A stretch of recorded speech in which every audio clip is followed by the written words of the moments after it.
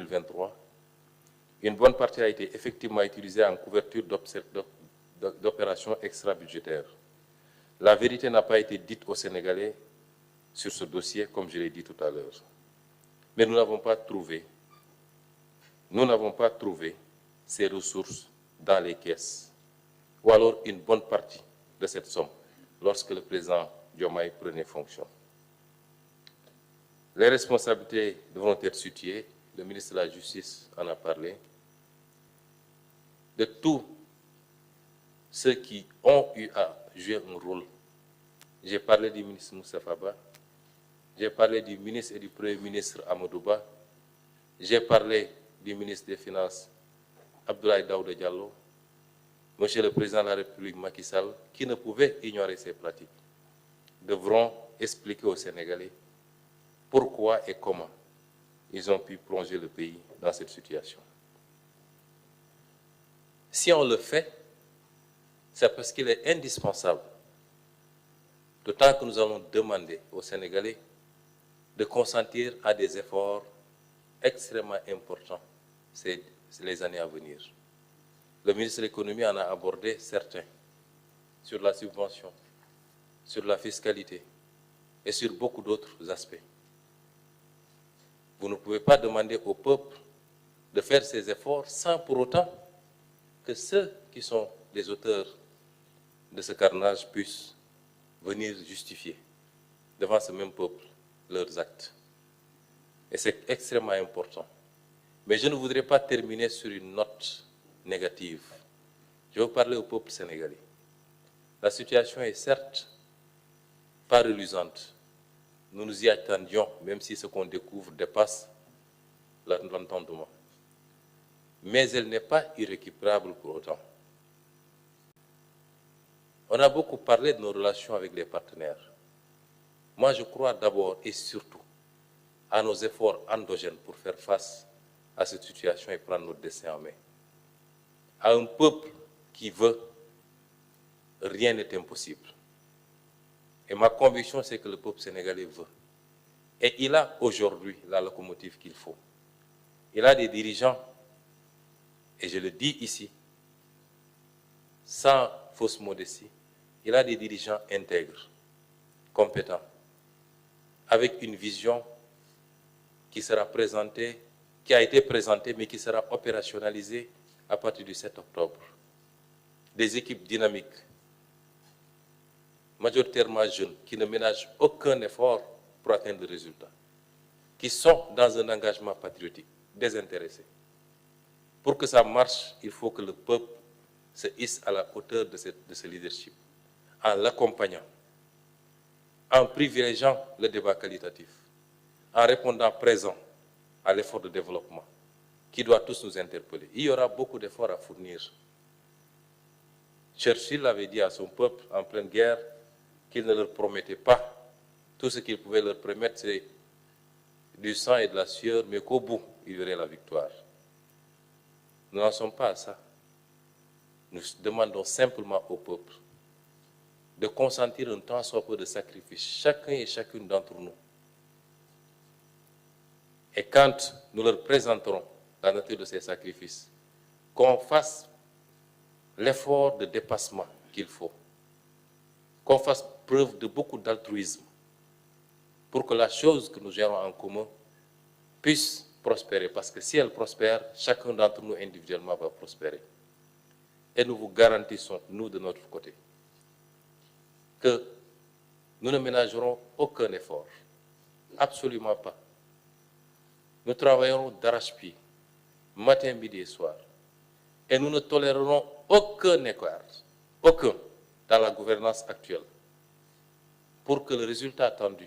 par ce peuple puisse être atteint. Et ceci est d'autant plus important que des pays avant nous sont passés par ces épreuves, et sur des dates beaucoup plus récentes. Et ces pays aujourd'hui sont donnés un exemple, parce qu'il y a eu le leadership, mais il y a également l'organisation, la discipline et l'engagement du peuple. Je vous remercie pour votre écoute et nous allons passer sans tarder à la version Wolof. Mbokk yi ñu ngi leen di gërëm di leen sant ni ma ko waxee léegi ci bi ñuy door waxtaan bi dañoo daje woon tey pour waxtaan ci tolluwaay réew mi tolluwaay réew mi nag yaatu na gaw ma ni mën nañu peeg lépp dajale lépp waaye li ci ëpp solo mooy li nga xam ne tey buñ ko xaymaa mën naa layal lan moo tax réew mi doxul wala lan moo tax réew mi dox te loolu mi ngi jëm ci koom-koomu réew mi mi ngi jëm ci kopparu réew mi mi ngi jëm ci gafaka réew mi ya ci des yëpp nag dina ñëwaat ci yeneen waxtaan yoo xam ne dinañ ko yaatal moo tax waxtaan wi ñu tënk ko ci ñaari poñ mooy ñun bi ñu ñëwee ci réew mi lan lañ fi fekk ci koom ci alal gu Sénégal moom ci koppar lan lañ fi fekk rawatina nag ci yenn aspect yi yenn anam yi mooy bor bi ndax xam ngeen ni réew yi dañuy leb ni nit ñi di rebe waaye leb boobu dañ ko war a teg ci ay charte lu ko mooy rek mun na sànkam réew donc lan lañ fi fekk ci bor bi lan lañ fi fekk ci matadi ci wàllu xaalis mooy yow la nga soxla pour tabax sa kër daanaka téeméer la waaye li nga am yow te moom ko juróom-ñeent fukk la ñu ne la dox diggante juróom-ñeent fukk ak téeméer nag ngay def ba feccali ko loolu lan lañ fi fekk ci réew mi waaye mu am ñetteelu poñ boo xam ne ci alalu réew mi la ci loo xam ne dañu waxtaanoon ak suñuy naataango ñu nangul ñu mën a leb lu ëpp li ñu waroon leb xaalis boobu ñu àppaloon ko ne waruñu koo laal fii leeg 2024 jotul waaye ñu ñëw bu fekk ne xaalis boobu nee na mes ñetti poñ yooyu mooy gën a fës ndax li mu wundu ci nekkinu réew mi dafa bëri moo tax damay jox Al Amin Lo mi nga xam ne mooy jëwriñ bi nekk secrétaire général gouvernement mu faram-fàcce leen liñ fi fekk ci poñ yooyu nga xam ne moom laa wax léegi monsieur le ministre ñu ngi lay jox kàddu gi. jërëjëf monsieur le premier ministre juróomi weer ci ginnaaw peuple sénégalais yenn nañu yan woon yan ñeneen mooy président Bassirou Diomaye Faye booy yanu nag baax na nga xam lin lay yan lan la looloo tax projet bi ci boppam li ko tax a jóg mooy jubal jubbanti kon nag bu dee loolee la tax a jóg buñ lay yan dara da nga xool ndax lan lay yan ànd naag la nga foogoon ci lan la fa bàyyil looloo tax président de la république joxe dogal ministre des finances ne ko yónnil inspection générale des finances mu xoolal ma juróomi at yu weesu wi alalu réew mi nan lañ ko yore woon ak li ñu fi bàyyil ndax la ñëkk ci dossier passation de service yi mooy joxlante lenge yi ndax li ñu fi bàyyil mooy li nga xam ne ni mooy dëgg loolu nag dafa méngoog li nga xam ne ni Sénégal d'accord na ko ànd kook yeneen pays yi mu bokkal Union économique monétaire ouest-africaine mooy ñi bokk franc CFA daanaka am Sénégal am na loi boo xam ne ni jël na ko ca loi bi li muy wax mooy lii heure bu nu amee président bu keneen remplacé ci ñetti weer yi nga xam ne ne topp na ci prestation de serment mooy jël na lenge yi war naa saytu koppari réew mi war naa saytu budget bi war naa saytu bor yi te loolu lépp dafa war a nekk ci benn rapport bu gouvernement di préparer jox ko Cour des comptes et Cour des comptes am na ñetti weer pour fësal ko pour ñëpp xam li ci ne loolu nag ñi ngi ci ndax ñetti weer yi Cour inspection générale des finances liggéey na ci joxe na rapport bi liñ ci gis moom lañ leen di sottil fileek ñu koy tas jub-jubal jubbanti bi li ci son excellence le président de la république teg mooy lii mooy lépp leer goo xam ne sunu digganteeg askan wi la sunu digganteeg ñi niy jëflanteel bitim réew ñi nga xam ne seen kóolite tax nañu indi seen alal ci biir réew mi loola tax itamit bu nu tolloo fii ñu toll war a jël aw sas yanu ko dafa baax ci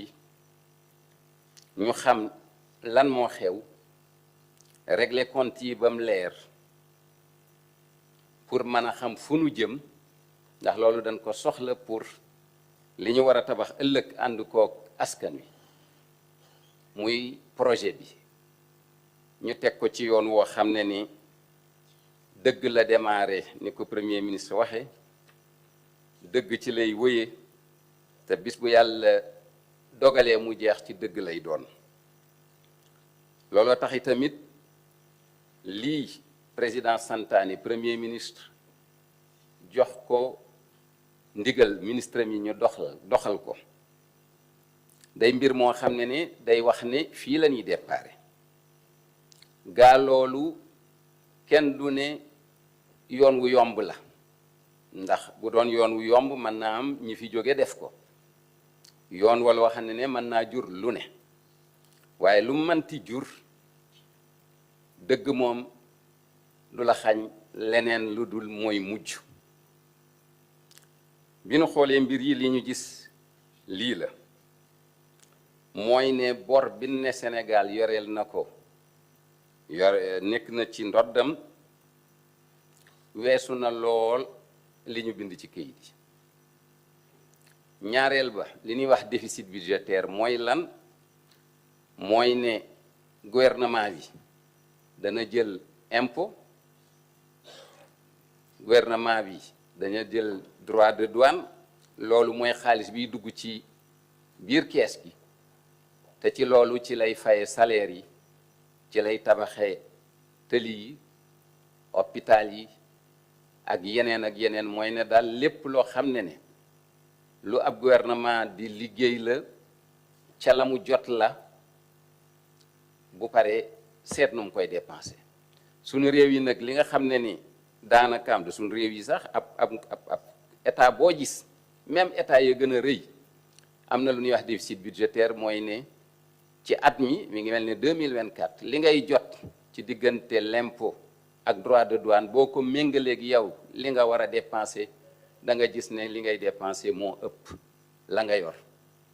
loolu la ñuy tuddee déficit budgétaire te loolu da nga ko war a wuti li xew nag mooy ne période 2019 2023